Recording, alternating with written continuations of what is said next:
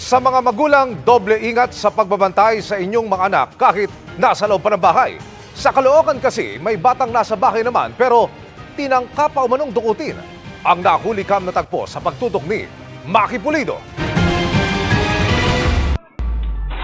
Mula sa kwarto, napasilip sa CCTV si Liza, di niya tunay na pangalan, nang may marinig na katok sa pintuan ng bahay. Ang kanyang nakita, isang lalaki sa bintana na may sinisenya sa dalawang batang nasa sala. Dumukot ang lalaki ng barya sa bulsa at inabot ito sa isa sa mga bata. Nung medyo umatras siya, gumaganon siya eh. Parang may tinatawag siya mula sa loob. Nung na-convince niya, lumabas po yung isang bata. Binigyan niya po ng pera, pagbigay, sinisenya sa niya na umakyat sa taas. Napatakbo palabas ng bahay si Liza nang makitang lumabas ang kanyang pamangkin. Pumesto na po ako dito sa lugar na to na para maharang siya.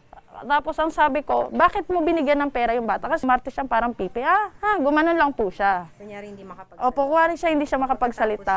Nang ipasok ni Liza ng bahay ang bata, nakatsyempo ang lalaki at agad na umalis. Labis ang pag-aalala ng nanay ng bata dahil suspetsa nila balak dukutin ng lalaki ang 5 taong gulang niyang anak. Natakot na rin para sa anak ko kasi lagi naman po sila naglalaro dito kahit walang bantay. Tsaka panatag po ako kasi tapat lang ng bahay, malayo po sa kalsada.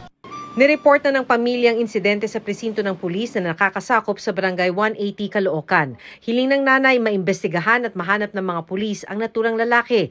Hindi naman nagpa-interview sa harap ng kamera ang PNP Substation Commander pero sabi niya iimbestigahan daw nila ito.